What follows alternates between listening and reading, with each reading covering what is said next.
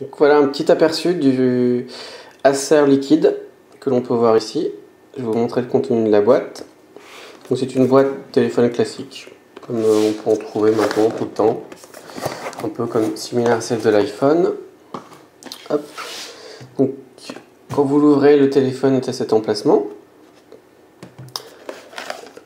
À l'intérieur, on retrouve le petit chargeur avec le cordon USB qui va avec. Les écouteurs, voilà. Enfin, rien d'extraordinaire, ce qu'on trouve tout le temps. Et quelques petites notices. Rien de bien... Enfin, le contenu est suffisant, hein. Ça, il n'y a pas de souci. Après, il n'y a rien de supplémentaire. Voilà, donc, petite différence. Voilà, pour comparer. Donc, ici, nous avons une pièce de 2 € pour voir à peu près la taille. Le HTC Desire S et le Acer Liquide E1. Hein, donc, on peut regarder les tranches. Voilà. Donc, on peut voir que le liquide E1 est moins épais. Alors, c'est vrai que j'ai pu lire à certains endroits qu'il était épais. Personnellement, je trouve pas. On retrouve sur ce téléphone donc une caméra frontale. Ici, vous avez une diode qui vous prévient en cas d'appel manqué ou de choses comme ça. Un capteur de proximité. Il n'y a aucun bouton physique. Tout est tactile. Ouais, ils apparaissent ici. Tout est tactile. Nous avons ici, donc sur le côté gauche, nous avons la prise USB pour le charger. Sur le dessus, donc ici, la prise jack et le bouton de veille.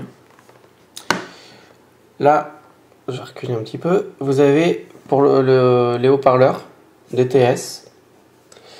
Le petit flash et la caméra.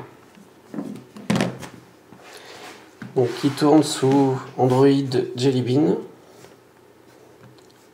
Voilà, donc on voit que les menus sont fluides. J'ai installé quelques petits jeux qu'on va pouvoir essayer. Par exemple Temple Run. Voilà, donc enfin, je suis pas très doué avec, hein, mais tout fonctionne. Hein. Voilà, hop. Donc, on va essayer de prendre le premier virage. Oui. Oh, j'ai raté les pièces. Bon. Voilà, on voit que ça marche.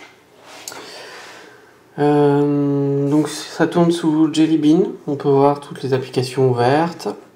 Le bouton d'accueil. Le fameux Google No. Pour l'instant, j'ai pas réussi à m'en servir. Il doit me manquer quelque chose, mais je l'ai que depuis 2 jours, ça peut-être pour un prochain aperçu.